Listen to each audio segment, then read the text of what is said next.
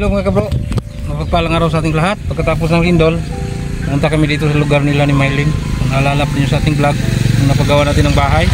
Shout out sa Tinida, sa ating sponsor. So, tingnan po ninyo, ito po yung lugar nila. Naka ano lang po sila dyan, oh, barong-barong. Dahil apektado din sila sa malakas na lindol dito sa kanilang lugar. Malapit lang sa amin din, sa Tabugon. Ang kanilang lugar po ay Bourbon, Laray dito. Nandun po ang bahay ni Mylene sa baba. Puntahan natin kung nandun ba sila or dito sila nakabarong-barong.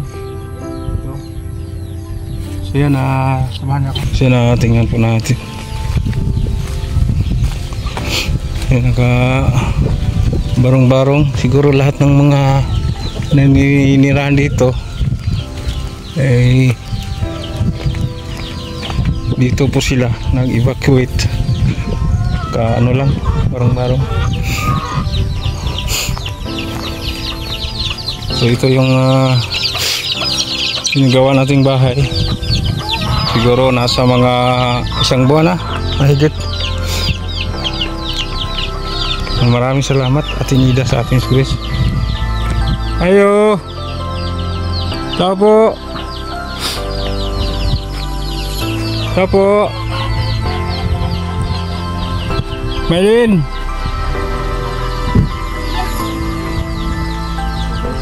Hindi kayo nag-evacuate? Dito lang kayo? Okay lang? May crack ang haligi sa diyan? Pwede bang matingnan natin? Yan, na-crack daw yung haligi sa bahay nila ni Mylene. Saan ang asawa mo, Mylene? Nagtrabaho na? So doon kayo nag-tent? O ka na, ihay ka nang naisuro. Ayan, na-crack yung haligi. Kaya ko siya muyog, kimurag iduyan. Kunti naman yung maliit lang yung bitak, no? Mylene? Ay, natulog kay, tubangan. Saan? Patingin daw. Yan, merong bitak ng bahay ni Mylene.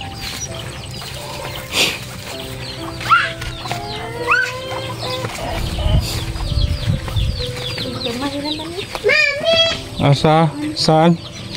Ayan. Kunti lang yung bitak. Kunti lang. So bago pa naman yung bahay ninyo, no? So, nilagyan ninyo ng sampay dyan? Mylene, saan ba ang barong-barong ninyo? Saraya ay. Huwag muna ditong mag-stay. Huwag muna kayong tumira dito, baka masundan ng malakas na lindol. Kasi dalawang beses na po ang malakas na lindol dito sa amin.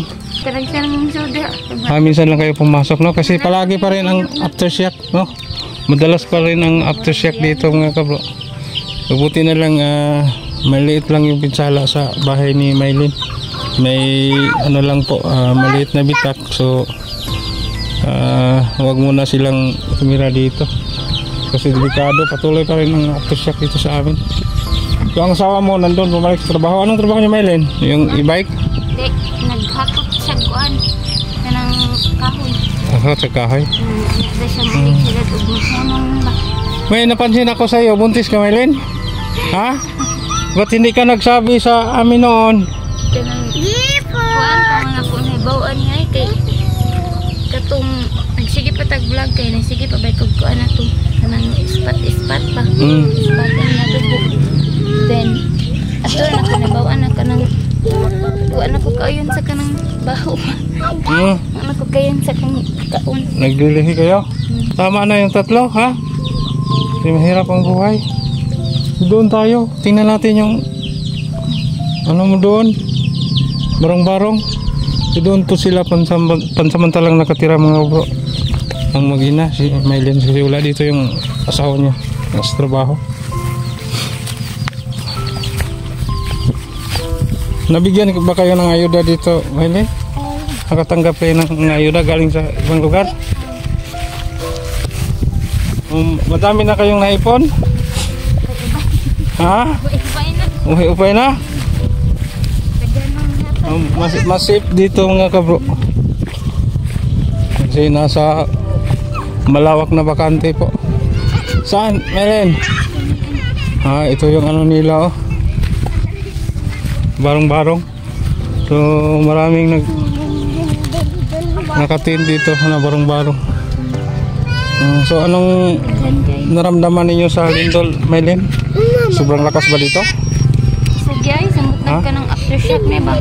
Kung mga tugimig, October 32, mga tug na ito niya. Kalit ko mag-uyog. Nalambag itong kuan, itong sininaan.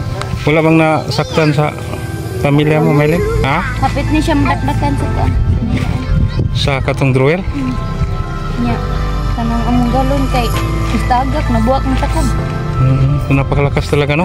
So bilang nag-brown out, so buti nilang mayroon kayong solar. So ito yung solar, oh, na nilagay mo lang nila dito pansamantala. Kasi ito po ang ano, tent nila.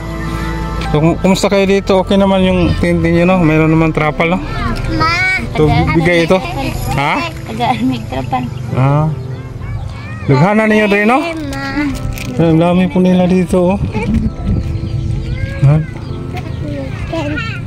So mayroong pumunta dito, nagbigay ng ayuda. Tagaan. Inatag sila ka ng giluto na daan. Yan ba? So mga ilang sako ang ninyo?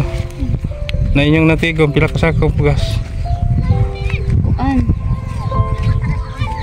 Usa ka katong kanang drum? Kanang 50 ba din? Na 62 kay nalapas mo.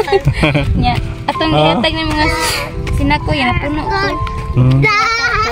Ati na lang may nagbigay dito, no? Ang ayula. Ayan. Yan, ito po yung lugar nila dito.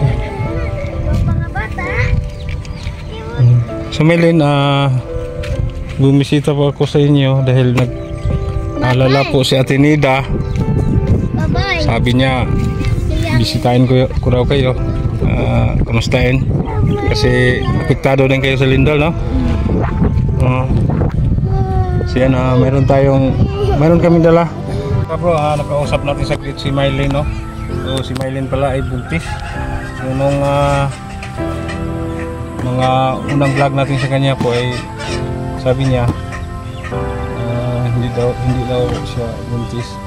So ngayon nalaman natin na dala ng tao. So yan, lumika sila dito sa bakante kasi may konting bitak po ang kaligi sa kanilang bahay, hindi naman gaano kalaki. Yan, nagdala tayong bigas, 2 sako at saka kusiri. Tinida, nagdala na lang kami ng kusiri para hindi nila po sibayan kasi mayroon pa din naramdaman namin aftershock. Mayroon pang aftershock dito sa lugar nila, delikado po. Nagdala na rin kami ng kusiri. Yan, din natin doon sa barong-barong nila.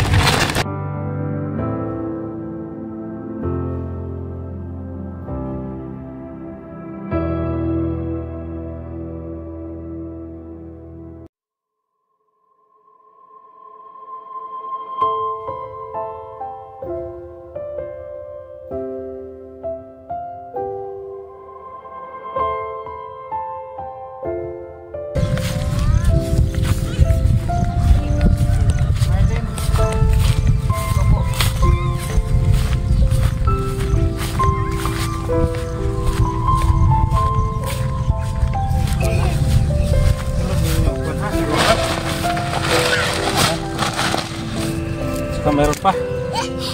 So pasensya na po, si Mylene lang talaga ang target natin kasi siya po ang ating natulungan, no? Rin utos sa ating sponsor na balikan natin si Mylene. So maraming nag-TNT ito, barong-barong kasi epektado din sila sa Lindol. So pasensya na po, natin sila na dyan. So meron pa isang sako.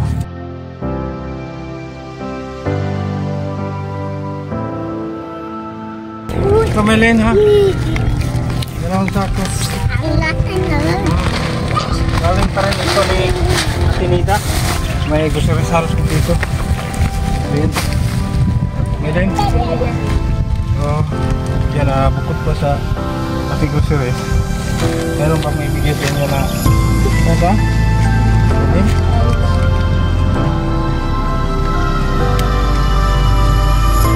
Ito po, Maylin. 1,000, 2,000, 3,000. Salamat kayo Atenida nga na napagbigrasya na dawat di kami. Salamat po sa pinuupod nga kanang stay safe regapon ni galing tanan bisag unsay na nailinog. Salamat po kayo ni mo yan na naari gyud kaya para mo tabang sa mo. Salamat kayo ya. Salamat kayo Atenida nga kanang tagaan mo ni magbalay. Salamat kayo ni Atenida. Unta kanang i-bless pa ka ni Lord og maayong daghan kag matabangan Atenida sama sa mo. Salamat kayo Atenida. Yan Maylin, meron na kayong madami na kayong bigas, grocery. Saka mayroon pang 3,000 na cash. Okay lang kayo dito sa barang-barang ninyo? Okay naman yan. Mayroon namang solar, no? Maliwanag sa gabi. Pag umulan, okay lang ba? Hindi kayo Di kanalan na. Nilagyan mo ng kanal dito sa taas para hindi pumasok yung kuan. So kayo lang dito? Ang mga anak mo? Ug hangin kusog. Ug hangin, no? Paliron man. So, pansamantala lang, no? Na Ampo lang. mayroon pang aftershock. Dito muna kayo. Saka na lumipat sa bahay ninyo pag wala nang aftershock.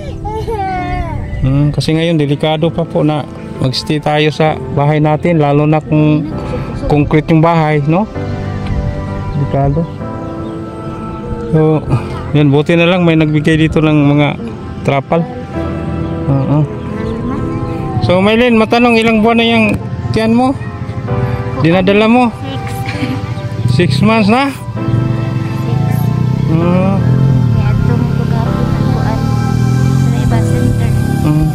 Tama pala ang hinala ni Atenida na buntis kayo noong unang vlog natin. Yan Maylin ha. Sige ya. So advice ko sa inyo, eksakto na yung 3 anak ha. Tingin dito sa loob. Hindi ba mainit dito sa araw? Dito dirinis gawin sa kay Init dito sa araw. Sa gabi malamig naman. So okay lang, no? Malapit na. Uyog pa gid. Hindi natin alam, biglang lumindol na malakas. So dito, safe kayo dito.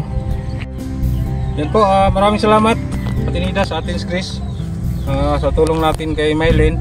Mula pa noon sa pabahay, sa salo-salo, nagbigay rin tayo ng sa kanila. Nag-iwan tayo ng cash. So kumusta Maylin? Matanong ulit yung tindahan nyo na. Meron pa kayong tinda? Yan, meron daw tindahan si Maylin. Hindi daw sila nag-display kasi natakot din sila. Saka na siguro kayo magbukas na tindahan pag okay na. Wala nang hinta. Sige Maylin ha? Sige. So yan pasensya na po. Hindi po natin nabigyan yung ibang nagkabarong-barong dito kasi si Maylin lang talaga ang sadya natin. So, maraming salamat. Dito na lang po.